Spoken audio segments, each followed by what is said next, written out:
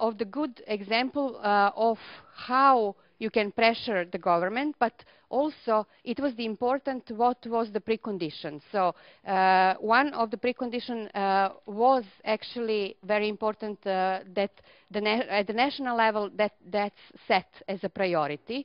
So it was a good ground for other activities which can fit in the kind of a national priority.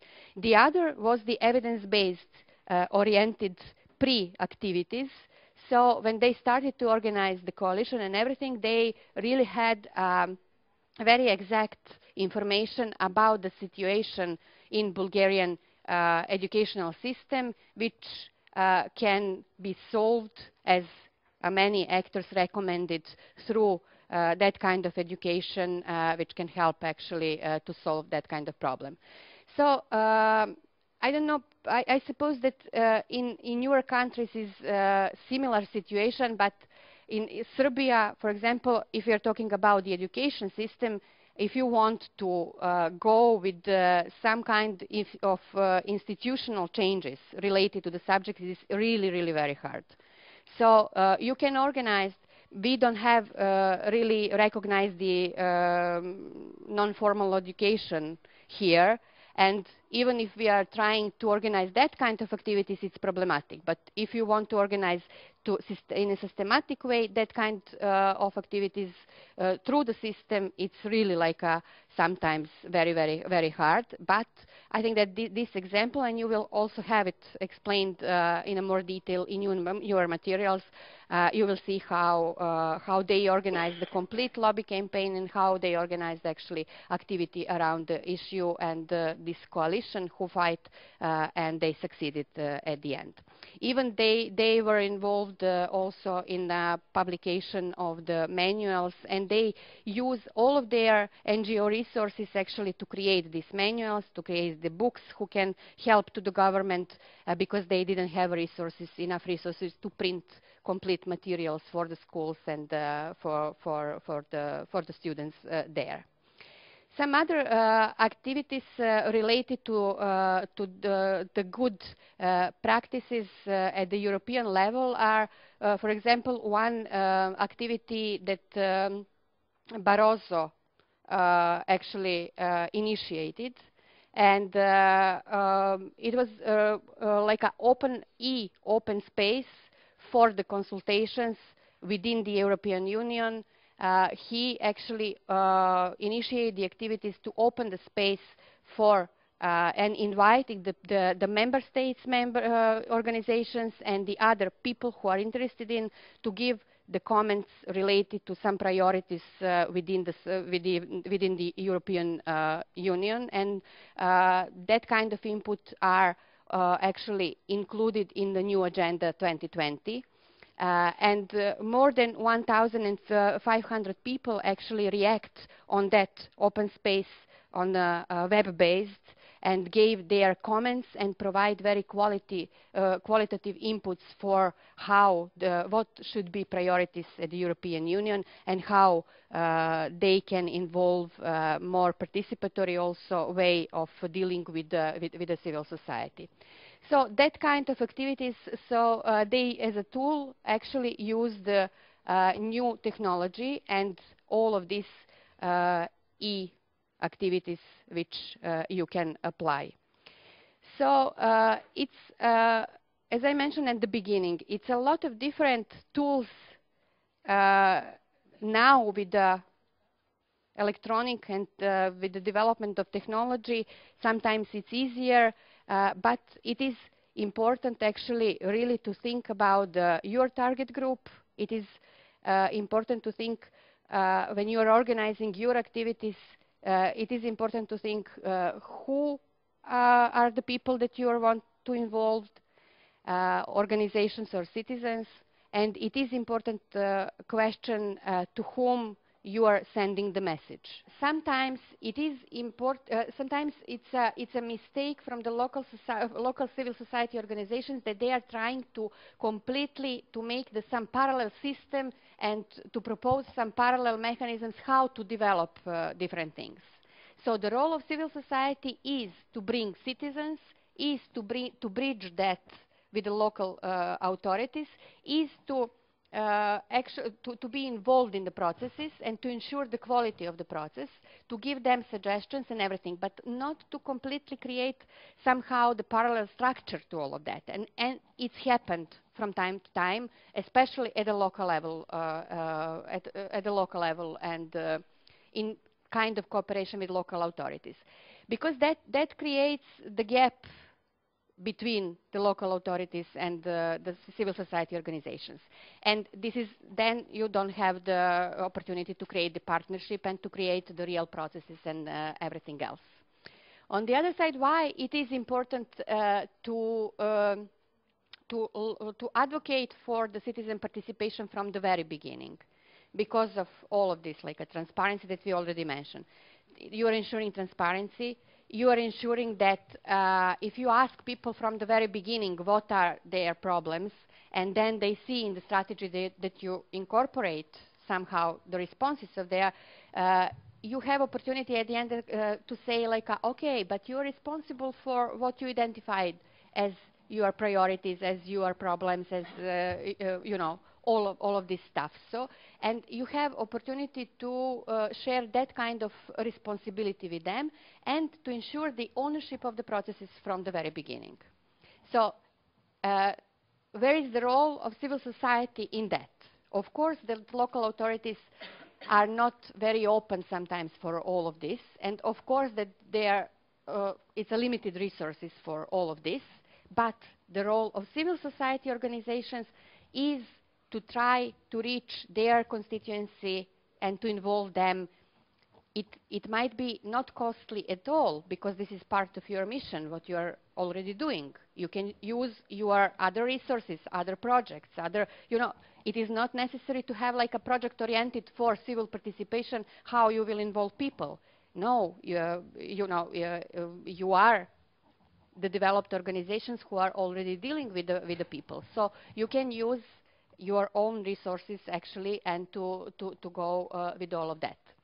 In terms of tools that they proposed, I think that it's like a more or less okay, but you know, you will have like a stakeholders group and committee, and to ensure to have like expert inputs, but citizen inputs in all the processes as well, and to have different kind of groups involved through different events that you can organize, different online, if it is suitable and applicable, and so that kind of information.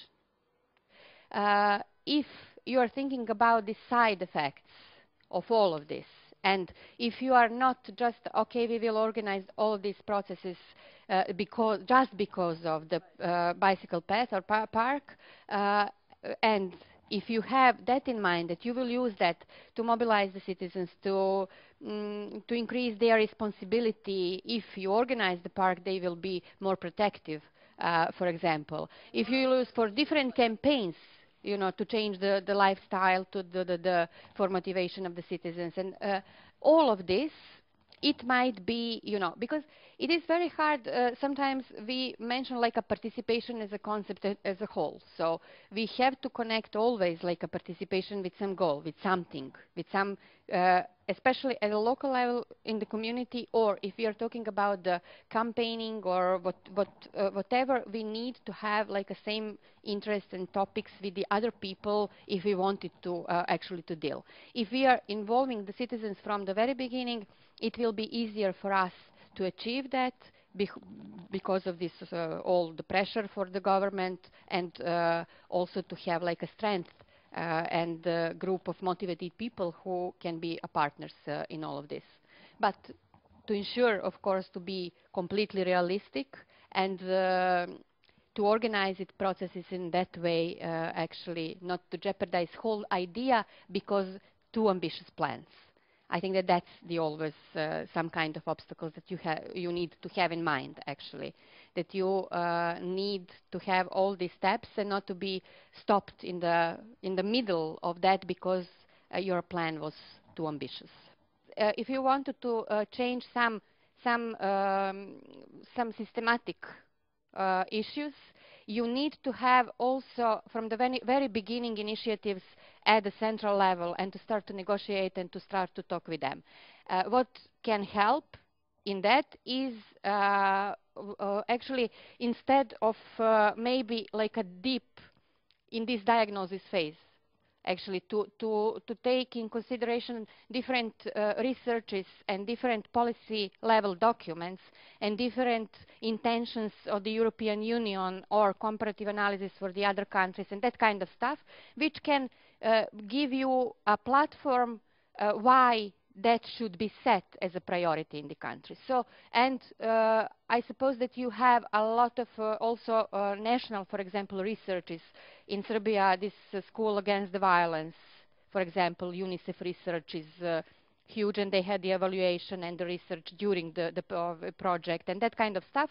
You can use that kind of arguments actually to present the idea at the very beginning and to the ministry or that kind of relevant institutions, and to establish partnership with them from the beginning, and to try then to develop the idea further with all of these relevant actors. So my opinion is also that it will be maybe better if you involve, for example, first the public opinion and to be more oriented on inputs from parents and children than teachers. If in the first phases of diagnosis you ask teacher, do you think that we need civic participation, they will say like, no way, who cares about the civic participation? It is not generally, of course, but usually they will perceive something like this as a kind of new obligations for them or new education for them or that kind, or that somebody can jeopardize their jobs. So they will not be a strong agent for the changes. But the public and mostly like parents and students and that kind of stuff, and then again like teachers. For teacher and principals, school principals, it will be more what the ministry says or the government says. So kind of obligation, but you know they will go step inside if it is necessary. That kind of stuff. So it is important just to pay attention on different steps that you can actually introduce to the public and that you can just take when you are thinking about this kind of initiatives. And if you are doing on the national level, if you can use and reach the governmental bodies in early stages, it will be really great. If not, of course, that each kind of pressure to present the idea is also something that you should think, and it's one of the way. We will discuss a little bit about lobby mechanisms for recognition of the importance of civil society participation at the local and national level. This document was prepared there are quite a lot of information and case studies about the whole region mainly, and some parts of East Europe as well. Around 13 case studies. Mainly, this document is prepared for environmental organizations. It was a project we discussed before as well, called Masterclass, but by a regional environmental center based in headquarters are in Budapest, Hungary, but its offices are all around the Balkans. And but there are quite efficient tools to be used in any kind of lobbying campaign. And therefore, we will discuss the content of it briefly, because there is a lot of material, but it is good to keep in mind in any large lobbying campaigns that were quite efficient